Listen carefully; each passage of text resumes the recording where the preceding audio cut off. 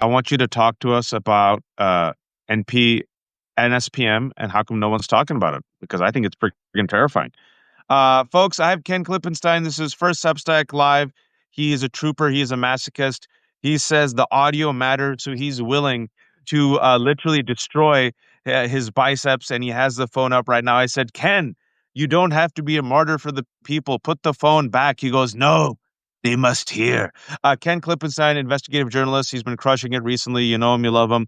You should immediately subscribe to him.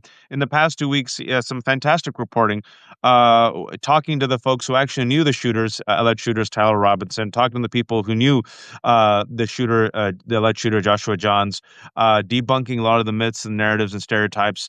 And also, he has this article that came out on September 27th, which I think should have been breaking headline news, and it still isn't. And so I was like, Ken, let's get you on and let's talk about it. Because as we know, folks, Donald Trump has used dehumanizing language. He has used conspiracy theories. He has used lies to crack down on his critics and enemies. He has called us rapists and criminals. He has designated Antifa as a terrorist organization. Who runs Antifa? Maybe it's Ken. I don't know. Who knows? There's a National Guard that is armed. ICE agents are cracking skulls. Venezuelans are being killed without any due process. And there is a National Security Presidential Memo 7 that has been released thanks to Ken and his investigative journalism that has directives targeting anti-Christian, anti-American, and anti-capitalism opinions and as indicators of terrorism. So we're going to unpack all of this. Ken, for those who don't know, what is NSPM 7? So it stands for National Security Presidential Memorandum.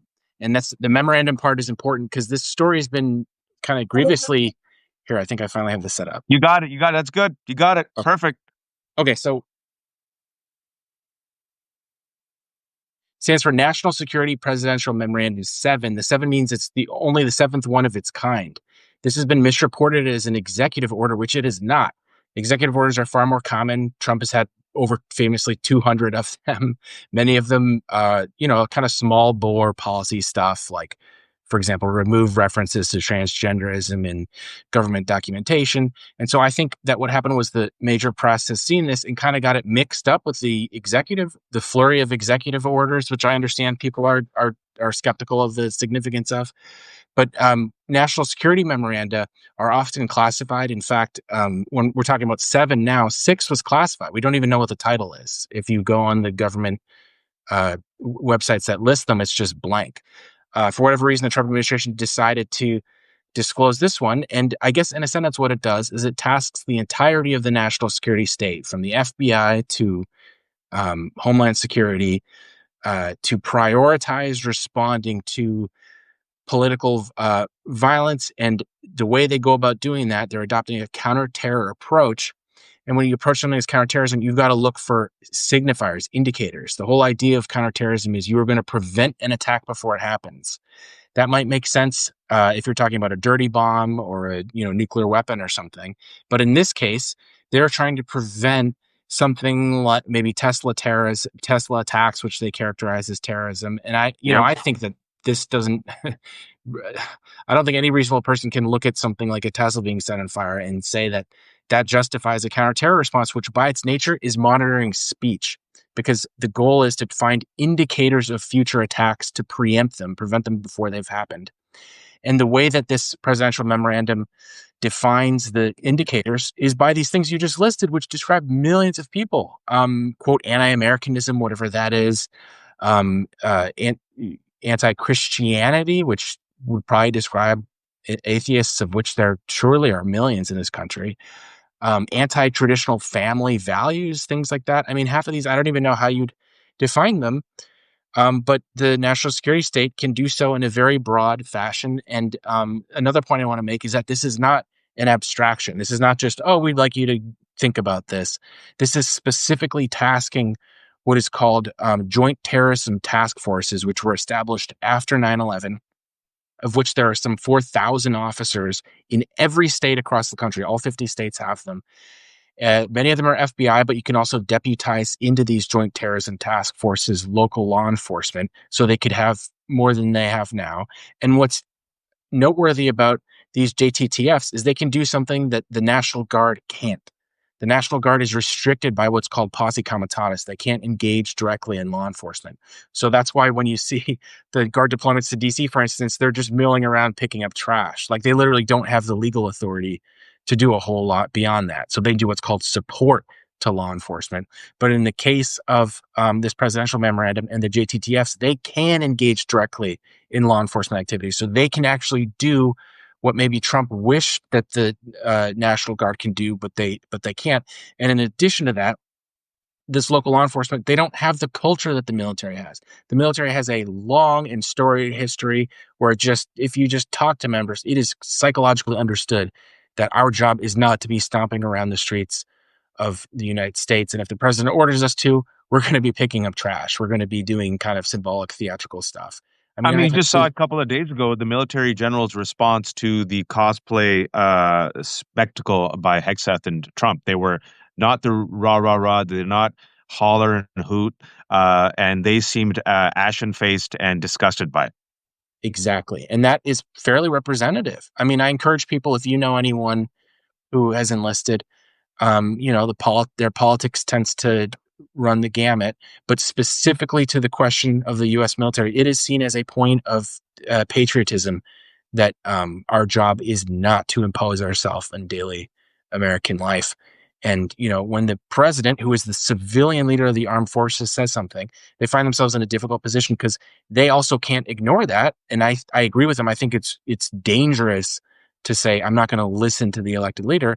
That said, they're going to listen to him and try to interpret what he says in a way that is consistent with the Constitution. Now, none of what we've just been describing applies to these JTTFs, these Joint Terrorism Task Forces. These are local law enforcement, many FBI, but also just cops from, say, NYPD or Chicago Police Department, wherever, who can be tasked by Washington, by the federal government, to operate in these state capacities. And now they've been tasked to go after the things that we were talking about: anti-Christianity, anti-family values, anti-Americanism, all these things that must describe, I don't know, like a quarter of the country at least. So that's the concern to me. And it's been really alarming how disinterested in this the media is. They don't see a story here. And to the extent that they've talked about it at all, they've just falsely reported that it's a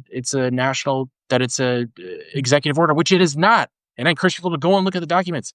This is not our interpretation. We are taking this directly right from the directive. The order to prevent crimes before they happen, that appears basically word for word in the document, the list of all these terrorism indicators that we've been talking about. And we haven't even touched on the effect that it has on speech, since they've tasked the Treasury Department to review the nonprofit status of all of these NGOs and groups. I had a story just yesterday on how law firms are advising advocacy groups and nonprofit groups, hey, you better be careful about this because this is going to be applied to, in the case of one Washington law firm, quote, progressive groups. So the idea that this is just targeted at kind of fringe violent actors, that's not how the legal experts are taking this. And that's also not how the Trump administration is talking about it. We have Stephen Miller in the Oval Office right after it was signed, saying to the cameras, this represents an unprecedented, quote, all of government effort.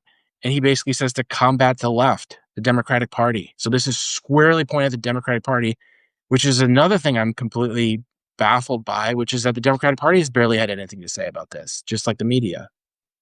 Yeah, I mean, you said a lot, and I want to unpack a lot there. It is baffling because even in your reporting, they're going after Democrats. They have used examples of Democrats literally criticizing ICE as examples of indicators of terrorism. They have used, you've seen folks, I've talked about it with Heather Cox Richardson on Twitter and social media, the Stephen Miller and Trump and others and the right wing ecosystem says by simply calling them Nazi or using your First Amendment speech to just say Hitler. By the way, it's J.D. Vance who described Donald Trump as Hitler and RFK, and they got appointments. I digress. That is an indicator of left-wing instigation, left-wing rhetoric that escalates into violence, right? For the past 2.5 weeks, folks, you have seen, despite the evidence, despite Ken's own reporting, that Tyler Robbins, the alleged shooter of Charlie Kirk, is not a leftist or a rightist. Same thing with the man the 29-year-old man who was radicalized online and who shot the ICE detainees, not a leftist. Nonetheless, the story's caked in right-wing media. They still blame they and them. And I'm like, what do you mean? It's not me. It's not Ken. It's not transgender people. It's not leftists. It's this, disturbed individual, allegedly, right? So they've been doing their rack stack fires for a while. You've seen it ramp up in the past 2.5 weeks. They, them, the left, the left, the left. Before there was any suspect or motive in the Charlie Kirk murder, you saw Donald Trump go in front of the world and openly say, without a motive, without a suspect, it was the left wing. And then we're forgetting, tell everyone what happened on September 22nd, because I think that's big news. Yeah, sorry, what are you referring to? The war on the left, the domestic terrorist designation. Oh yeah. So 2 days prior to this national security memoranda, there was actually a executive order targeting what they called Antifa. Nobody's quite sure what that means because there's no such group. The former Trump's first FBI director, actually, Christopher Wray, who he famously fired Comey and replaced with, said that Antifa is a kind of loosely organized idea, basically. Like it's like it's like saying the anonymous mask. We're going to go after anonymous. Like there's no such organized group. But in any case, that's what it targeted. And I was a little bit dismayed by the response by the major press because I think there was a very pedantic reaction to it, which was to say, "Oh, there's no law designating allowing to charge someone with domestic terrorism because it has to go to the State Department, and you've got to target groups like ISIS and Al Qaeda, foreign-based groups." And I think that's a really narrow point that misses the main issue here, which is that the FBI maintains a domestic terrorism watch list. The FBI investigates domestic terrorism. Now, just because they can't straightforwardly charge someone with that crime as such doesn't mean that they can't investigate them, doesn't mean that they can't go after people and bring up different charges that they find in the course of their investigation. And that's the point that all of this kind of legal mumbo jumbo misses, which is, yes, of course, only FTO, foreign terrorist organizations as deemed by the State Department, can be designated. We're not talking about that. We're talking about investigations into things. And the point that I would stress is that there's a whole range of consequences about these things, short of, rendering someone to Gitmo or arresting or, putting someone in jail for whatever crime of terrorism. So just to give you one example, I did a story yesterday on how law firms are already advising, and I've actually talked to some people at NGOs who are adopting different practices around what they're doing in response to this to try to head off. They're thinking, we don't want to lose our tax status. We don't want the Treasury Department to come after us. Because again, that memorandum directs the Treasury Department to make what's called suspicious activity reports around whatever they can find about these NGOs. So it's already chilling speech. So there's a whole chasm between nothing happening and then getting sent to prison. And in the middle of that is, to what extent are people going to be scared of these things? And then just, I've worked in media organizations where the general counsel will talk to the editors and they'll say, okay, here are the risks. Here's what we might want to say. Here's what we might not want to say. It's very hard to believe. Well, actually, I can go farther than that.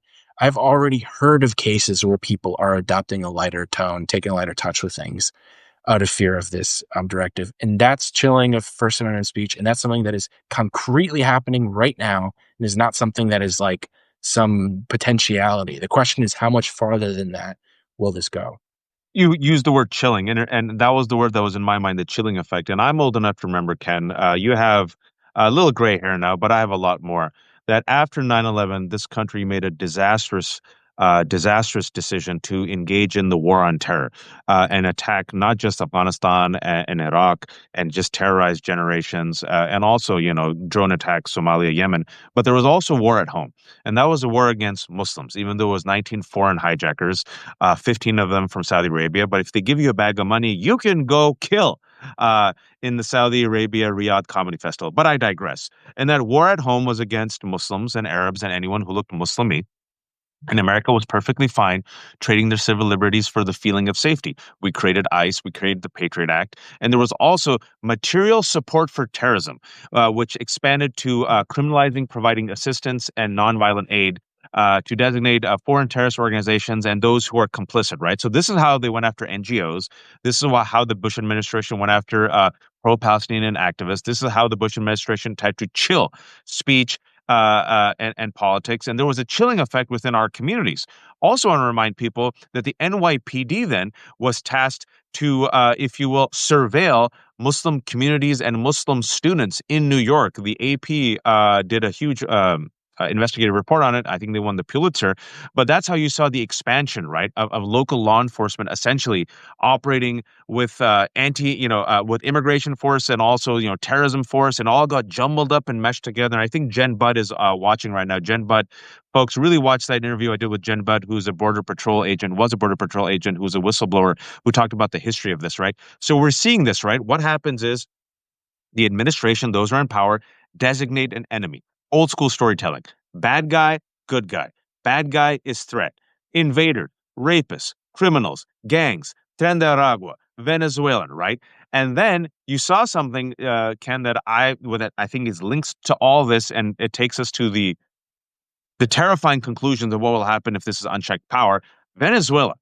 Can you remind us all what's been happening with those 17 people that were killed, and Donald Trump, as the president, without any evidence, has called them terrorists and says he has the power without due process to kill them, and what this administration does to people that they deem terrorists, and why I'm bringing this up. Yeah, they've carried out, I think, 4 military strikes now on these small boats that the administration says are drug boats.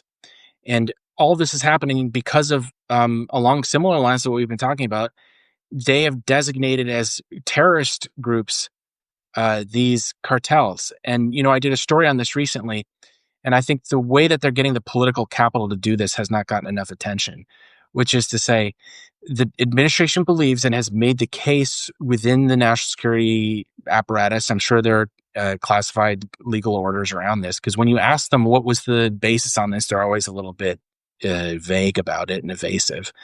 But they're basically making the argument that the fentanyl crisis, which obviously is something people rightly feel strongly about, exacted a huge human toll in this country.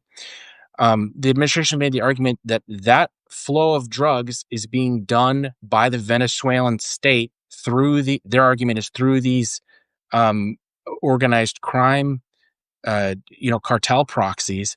And here's the part that I don't think there's any evidence for. They think it's happening for the express purpose of undermining the United States security and as an invasion, which you often see Trump using that word, invasion. So they are casting this as a war. There's all this discussion of, what if we have a war with Iran? What if? We're already in a war by the administration's own. Stephen Miller has already admitted it in the summer. I didn't mean to cut you off. That's exactly the words and rationale. Stephen Miller, the most powerful unelected person, literally his words, folks. Invasion, it's a war. This is why we have to suspend habeas corpus. This is why I can invoke the Alien Enemies Act, because he said in the summer, we're at war, they're invading us, and he's using the pretext of Latin American gangs bringing in drugs through undocumented immigrants. Continue. Yeah, and it's an interesting case because we have an unusual degree of insight into this, because there was a FOIA request that got released to the Director of National Intelligence. Turns out they had been tasked, you can imagine why, to find evidence of the Venezuelan government coordinating with these cartels. And what the intelligence community overwhelmingly found, I think maybe there was one agency among the 11 or so intelligence community components. Pretty much all of them were like, yeah, we can't, there's no evidence of this. There's no evidence that the Venezuelans are intentionally, using these cartels to penetrate in the U.S. to undermine it. And that was released. Tulsi Gabbard, as DNI, her agency released that, I think several months ago, and this is public. You can go and read the conclusions of our intelligence community. They couldn't find evidence for it, but it's like the administration doesn't care. They just stomp their foot on the gas pedal, or going full steam ahead on legal argument for which there isn't evidence. There's plenty of evidence that there are cartels. There's evidence that the cartels are bringing in drugs. There's probably evidence of some degree of coordination between the Venezuelan state and the cartels. But this last step of an intentional invasion to undermine the U.S., there's no evidence. Our intelligence community wasn't able to find evidence for that. And that's a really important point that I wish the media would look to, because the political capital that exists, the reason that the administration is able to blow these boats up, do something that we haven't seen certainly in my lifetime, and treat cartel and basically thrust us into war with these cartels, including potentially in Mexico, a close U.S. partner. The reason they're able to get away with that is because it's premised on this argument that is told to the public: this is going to help with the drug war, and this is going to fix the all these horrible fentanyl deaths that we're seeing. And I wish the media would address that point, because there's no evidence that that's the case. When I even talk to drug war sources who really believe in this kind of force-based approach to drugs, none of them think that blowing 4 drug boats out of the water or whatever else the admin has in mind is going to have an appreciable effect on the flow of fentanyl. But the reason I've been on it, and I just talked to Heather Cox Richardson about it, and I'm talking to you about it, is because that war, that manufactured war for manufactured pretenses against Venezuela, Mexico, Latin America, is actually going to be used and is being used as a war within against Americans. And I just want to connect a few dots and give it back to you, Ken. I want to remind people that in October, Donald Trump, before he was elected, he promised, he threatened he would unleash the National Guard and the military against the enemy from within. He quoted Hitler. A couple of days ago at that cosplay alpha wannabe performance with Hegseth and Trump, he told our military generals about the enemy within. He again repeated it. He talked about using American cities as training grounds. We have the National Guard wasting their time, like you said, in the Capitol. We have ICE agents continuing to crack skulls during the shutdown. We had Stephen Miller in the summer, according to the Wall Street Journal reporting, that flaming leftist communist site, the Wall Street Journal, said that he deliberately unleashed ICE on Home Depot and 7-Eleven because he wanted a provocation. However, folks, the LAPD, that notoriously peaceful, pacifist LAPD that gets along so well with Black and brown communities, publicly came out and made a statement thanking the community members for working hand in hand, right? So he didn't get the escalation. He used the word invasion. He said we're at war. He then said, I can invoke the Alien Enemies Act because we're at war. Alien Enemies Act was used, of course, notoriously during World War II to intern innocent Americans of Japanese descent. The Supreme Court, in a rare rebuke, a rare one, the only 1 or 2 times in the past 9 months, said, no, you cannot invoke the Alien Enemies Act. It doesn't matter. He still believes, Stephen Miller, that they can suspend the right to habeas corpus, which allows you to challenge your unlawful detention, right? Because we're at war. So this is the mindset, folks. This is why I keep focusing on Stephen Miller, because many people have called him the shadow president. When it came to Signalgate, right? Pete Hegseth, if you will, just literally copy pasting the military plan to strike Yemen. The word from the White House that overruled J.D. Vance was Stephen Miller. And so Stephen Miller is behind all this. And I'm sure you saw, we've seen so many indications, Ken, which is why I think it's so remarkable that both Dems and the corporate press is not talking about it. It's literally happening in real time at these Charlie Kirk political rally. I don't know if you heard Stephen Miller's speech. It was the Goebbels tit for tat storm is coming speech. He's literally like a Bond villain telegraphing this. And now we actually have the memo from the NSPM-7 for the 2,500 people who are joining us. Ken's the only one on top of this. He got this terrifying memo, the National Security Presidential Memo 7. There's only been 7 of them, which labels literally speech, common beliefs as indicators of terrorism. Anti-Christian, anti-American sentiment, anti-ICE sentiment is now seen as a potential indicator of terrorism. And I'm just trying to connect the dots here. I'm taking the DeLorean for the past couple of months, showing you all what Trump has been saying. He came out and blamed left-wing violence and rhetoric. They're blaming left-wing rhetoric. They're blaming Gavin Newsom and others, criticizing ICE, calling the right-wing fascists as instigators of violence. They have done a complete jujitsu, Jedi mind trick on the American people. And there's about a third of this country who listens to right-wing news that still believes it's the left and Antifa that killed Charlie Kirk. Nope. Allegedly, it's Tyler Robinson. And according to Ken's own reporting, he's apolitical. So you're seeing this happening in real time, them trying to create rackstack fire after rackstack fire.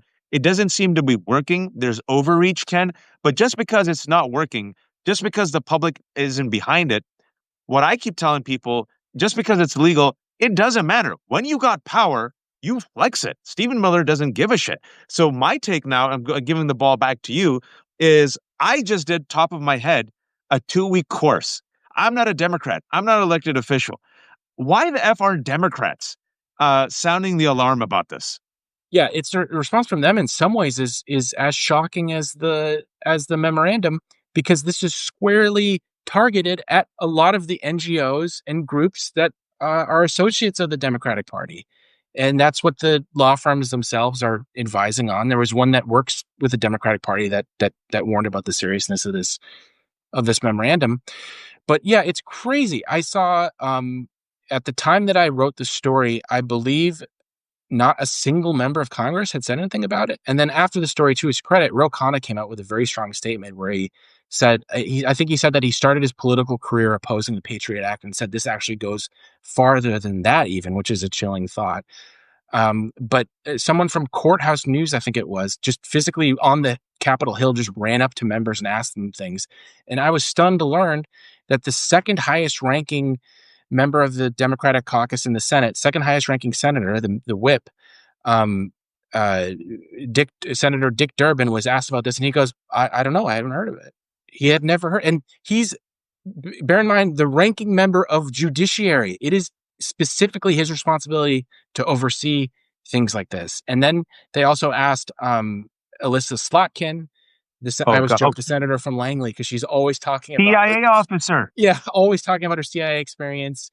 And I mean, she has a weekly video channel that's called a video show called like the daily, the weekly intelligence brief or something like that. And so like, this is exactly the kind of person who should be paying attention to this stuff.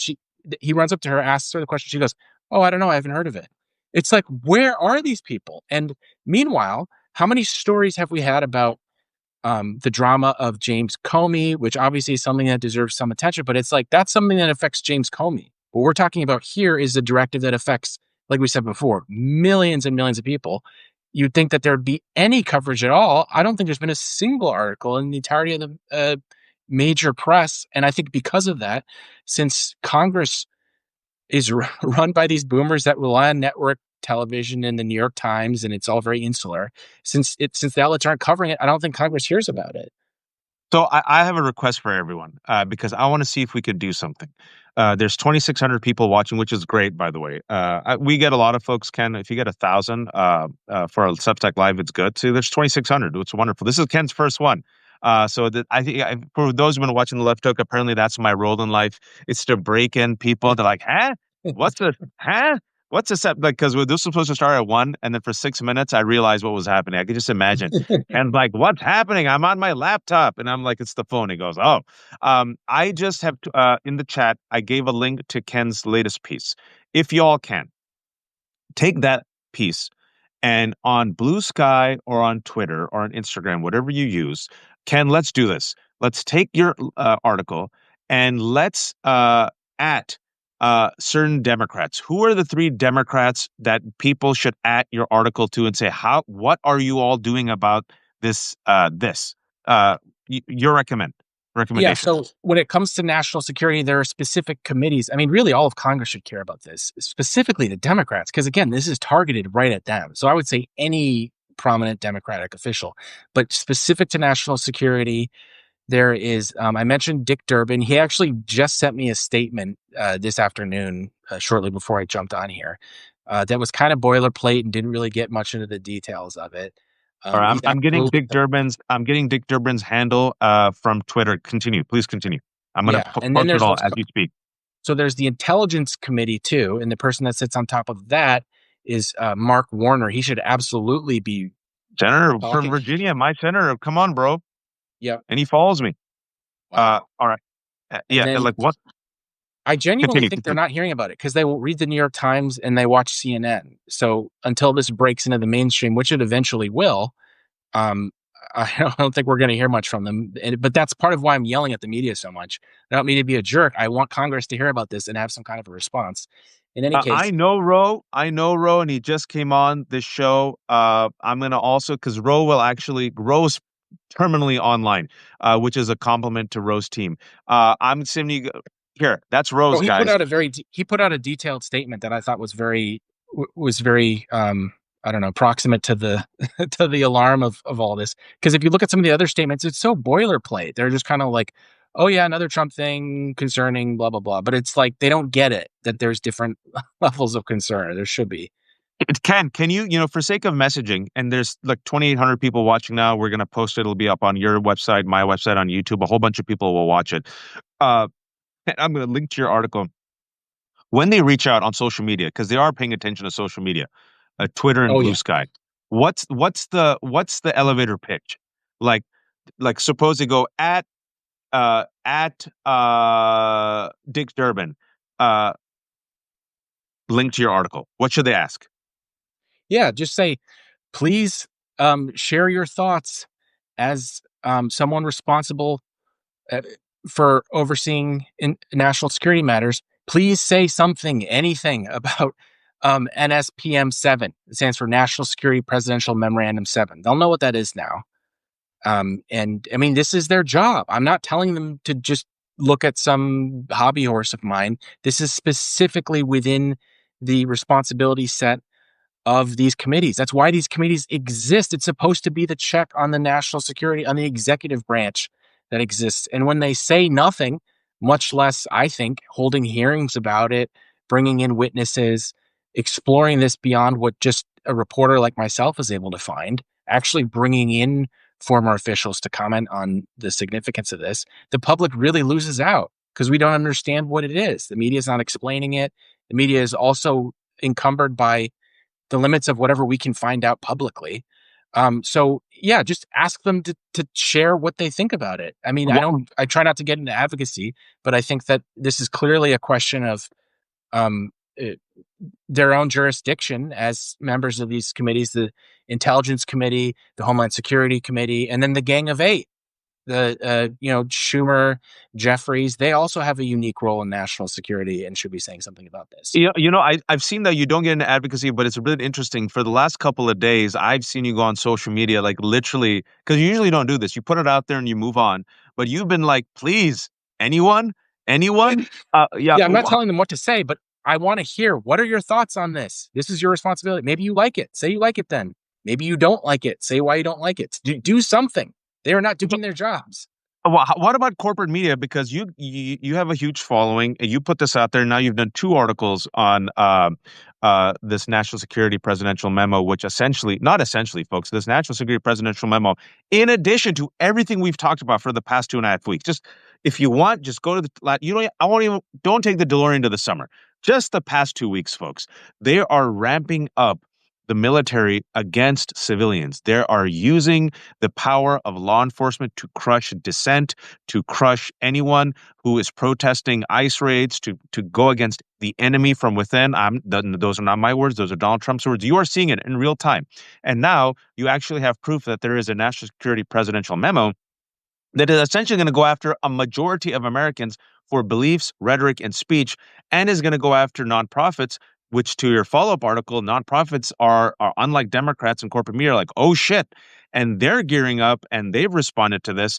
What about corporate America? This should be like a big news. Has anyone reached out to you to come talk about it? Privately, people at some of these companies have, just because they were worried about their their fat is in the fire and what's my exposure, because they have their own concerns about exposure. Ah. And they don't want to say it publicly because they don't want to, they probably have their own stakeholders and things that they don't want to scare. But the problem with that kind of an approach is if they're not talking about it publicly, nobody has any idea that this is going on. It's sort of similar in some ways to the Jimmy Kimmel and all that. People will look at this and be like, well, look at what happened to him when he tried to make a joke about something. Maybe I won't make that joke, or maybe I'll be more careful, or whatever. And that's the effect that we have to worry about right now, is self-censorship. And I'm already hearing about it from people at these firms, but I'm limited by whoever contacts me or who I'm able to find. I can't speak to how widespread this is, and I imagine that it is.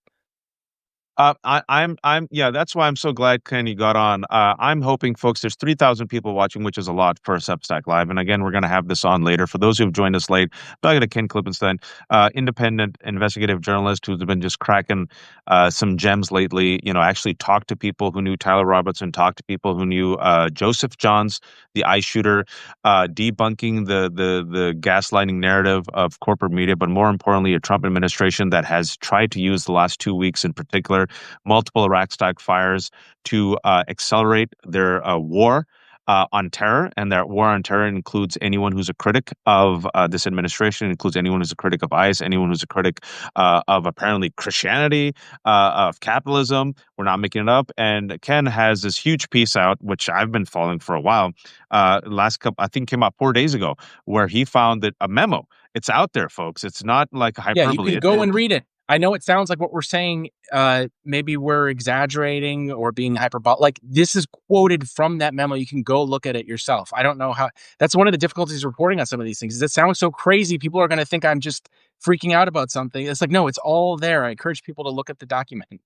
It's literally at the document, and also I think I saw another one of your posts about the document. Don't they have like a list of straight up Democrats that they're going to go after? Like they've said, look at the Democrats, look what they've said. Yeah, so the memorandum itself is somewhat careful to stick to these kind of broader categories, like you were saying, anti-Christian, anti-family values. I mean, all of this is code for not MAGA, like not Republican, right? But they're somewhat careful not to explicitly mention a specific partisan group or however you would put it. But outside of that, they have fact sheets, they have principal figures like Stephen Miller talking about the significance of it, and they are just have their ass entirely out in terms of just being like, yeah, this is about going after Democrats. This is about going after the broader left, not some radical fringe. So you're absolutely right about that. It's almost funny because it's like they are so injudicious about you're supposed to make it sound like, oh, it's just some weirdo, don't worry, it won't affect you. But they're just coming out and saying it. I mean, they're not being subtle about it at all. At all. It's like the most helpful Bond supervillain, and it's an overreach, and it's also arrogance, which in a way is a benefit for the rest of us because the majority is listening to them and seeing it in real time and horrified. But you need a robust opposition, folks. And Ken, I don't know if you follow Ken, but Ken gets so what do they call it? Blue MAGA or Democrats? They hate Ken. They're like, why are you always criticizing Democrats? Why? It's your fault. So why is it, Ken? Why do you always go after the Democrats, Ken? Why don't you go after MAGA? Why do you hate the opposition so much? Well, I do go after MAGA, and if you look at my Substack, I would say 100% of the last, I don't know, dozen articles were about the Trump administration, what they're doing, as is the case with this story. But I will also criticize members of Congress who are supposed to have oversight of these things, that are supposed to check the executive branch. And when I don't see them attempting to do anything, or maybe they don't care, maybe they're fine with the policy, but then say that, then I will yell at them because I'm frustrated by that. This is one of the only mechanisms we have for transparency around the national security state, is Congress giving us things. You're seeing the Trump administration, and to some extent, both Democrats and Republicans doing this on Jeffrey Epstein. When Congress wants to subpoena things, when they want to flex their muscle, when they want to do something, they really can get stuff. This whole idea that they're powerless and it's the unitary executive, that's not true. They might cede their power. They might not want to use it for various reasons because they want to stay in the good graces of the White House. But it's just not the case that they don't have power. And so I think what has to happen is Congress needs to become more afraid of the general public, of the electorate, than they are of the White House. And that's, unfortunately, I don't think that's what we see now.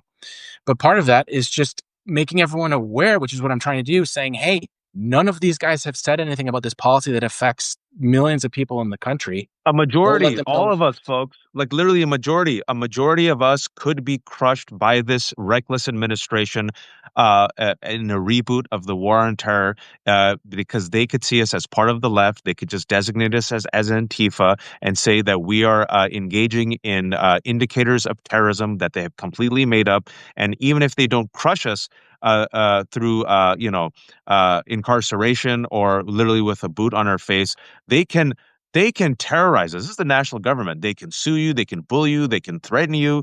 They can make sure that everyone else, they can make an example out of you, which is what they've tried to do, right? And what happens, as Ken said, is once they make an example out of you, it cows everyone. It's the bully. It's the schoolyard bully who comes in, picks on the weakest kid, punches them in the face, and said, that's what's going to happen to you if you don't give me your lunch money. Everyone then gives the lunch money, right? So as Ken is already saying, it's working.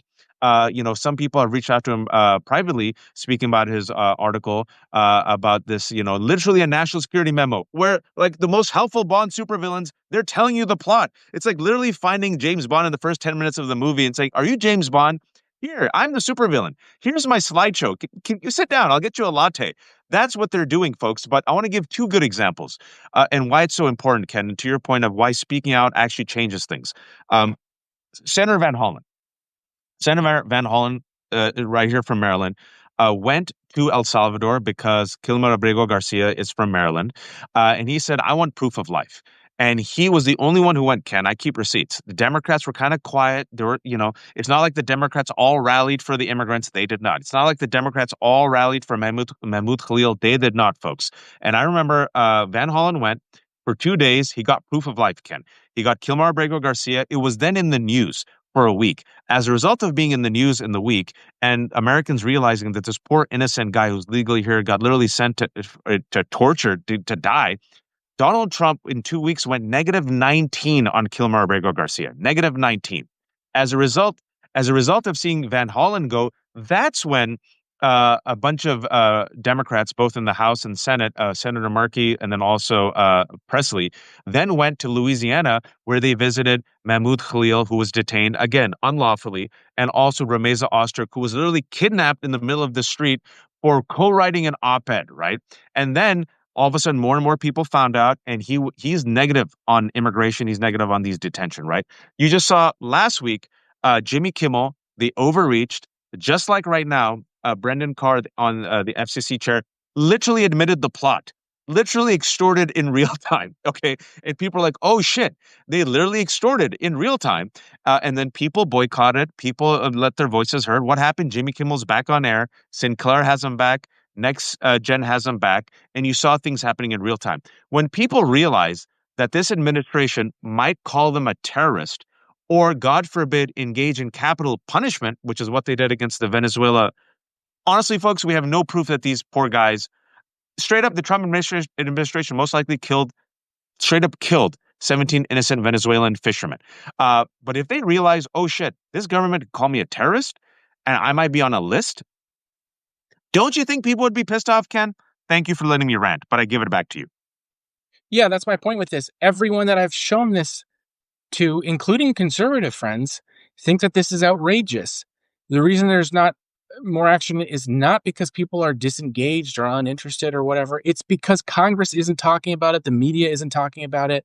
In fact, this has been one of the easiest cases for me to make in my experience when I'm trying to send a story to people and try to get them to care about something. Usually there's some persuasion necessary, but it's like as soon as they see the part about anti-family values, anti-Christian, and is indicators of terrorism, it's got to be 100% of the people I've talked to were like, wait, what? This is crazy. So, in some sense, we have our work sort of cut out for us, or making it easier, rather. And you just have to, talk to people about it. And eventually it'll reach a critical mass where once the major press starts covering it, then Congress will finally see it and say something. I mean, But folks, this article came out, 4 days ago? I'm shocked that the New York Times and Washington Post hasn't covered it. I'm shocked that major news hasn't covered it. And this administration, folks, it's a weak administration. These are all signs of weakness.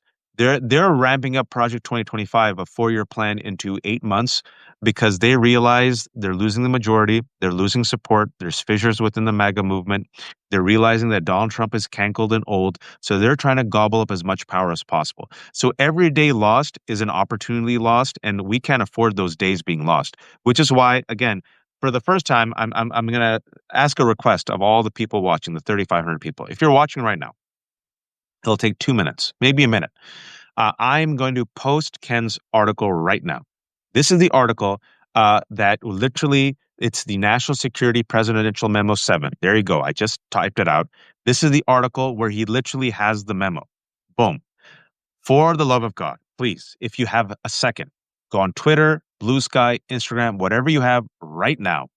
Tweet this out and at your local congressperson, your elected official, Dick Durbin, Ro Khanna, anyone, at them right now and say, please, why aren't Democrats talking about this?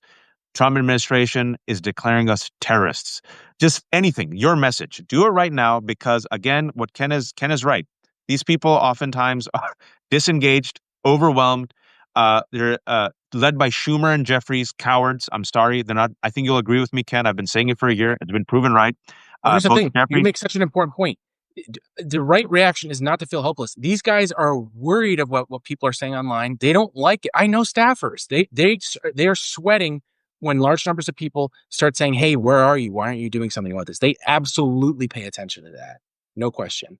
Yeah. And I think you'll agree with me that Jeffries and Schumer are not built for this fight and made for this moment. I've been saying Schumer and Jeffries for a while. Uh, Regardless, this is what we have right now. You got to push them. The only reason why we have this shutdown is because finally enough people pushed them, folks. Literally, or else Schumer would have made a deal. So I want you all to do this, please. Ken, thanks for joining. I'm gonna have this up later tonight. I'm busy. I'm swamped. I gotta join Francesca, our friend. I will mention this again on Francesca's show at 4 p.m. And then I'll mention this also today. I'm guest hosting for Mary Trump. I'll tell him to mention this also on Mary Trump's show. But shamelessly promote yourself, Ken.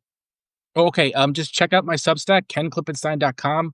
That's where I have both a link to the memo and a breakdown kind of explaining it. I think part of the reason the major media hasn't talked about this, I don't think it's anything more nefarious than just that it's complicated and they misunderstood it. They thought it was just another executive order, which it is not. It is one of only 7 national security memoranda.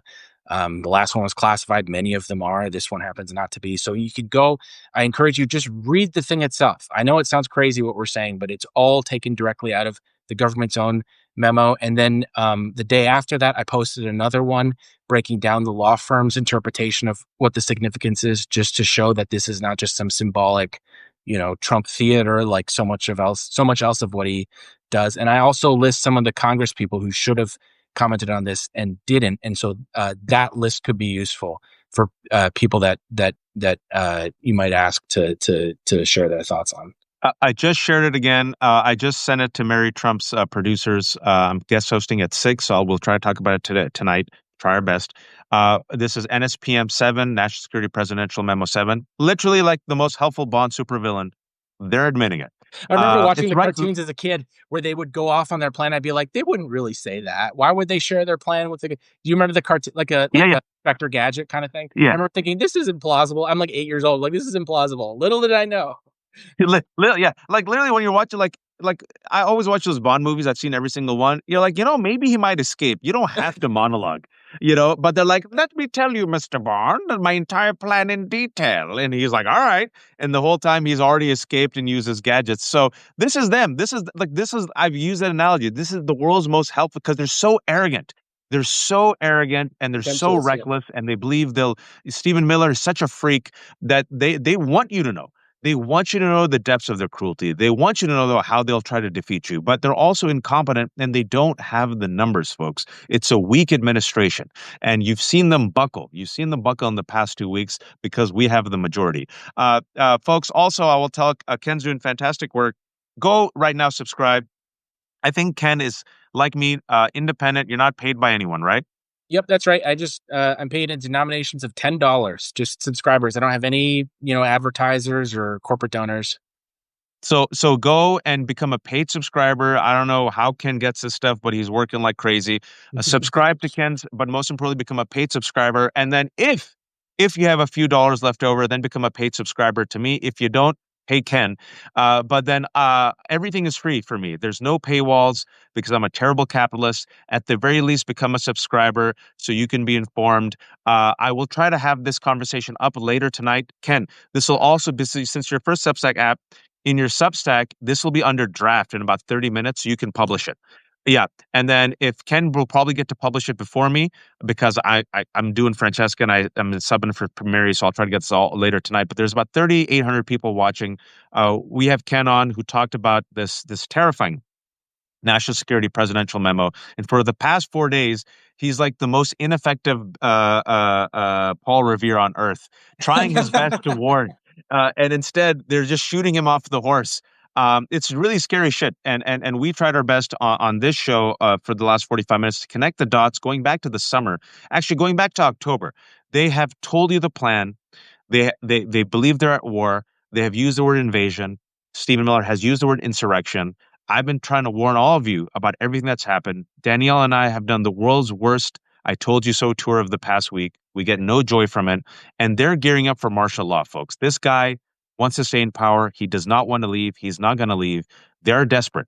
And the way you set up martial law is you create an enemy, you create a crisis, you create a national security emergency, and then you say, by the power vested in me, I have to save this country. So I will declare martial law, punt elections, crush the critics, crush civil liberties. That's literally what happened with the Reichstag fire in 1933.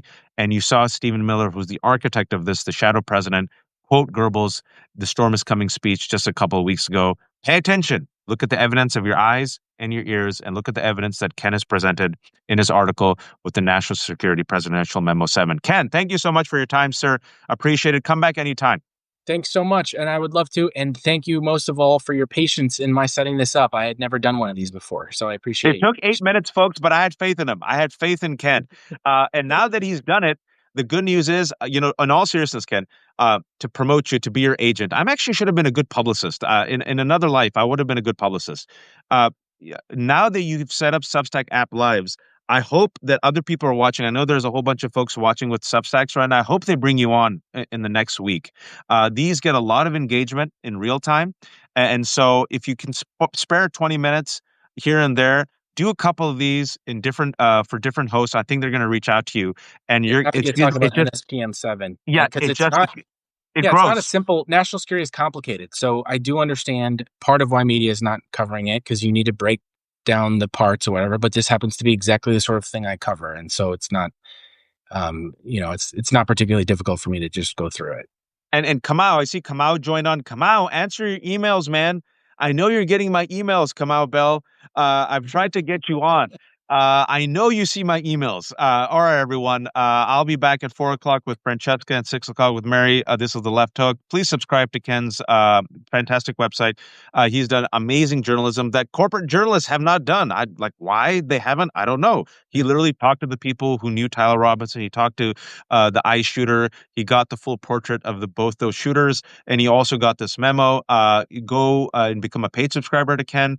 And if you have a few dollars, become a paid subscriber to me. If you don't, that's fine. Subscribe. There's no paywalls. Everything's free. This is The Left Hook. Be kind, be empathetic, be informed, and please, oh, please don't be a fascist. Take care, Ken. Take care. Thank you for having me. Bye. Thank you.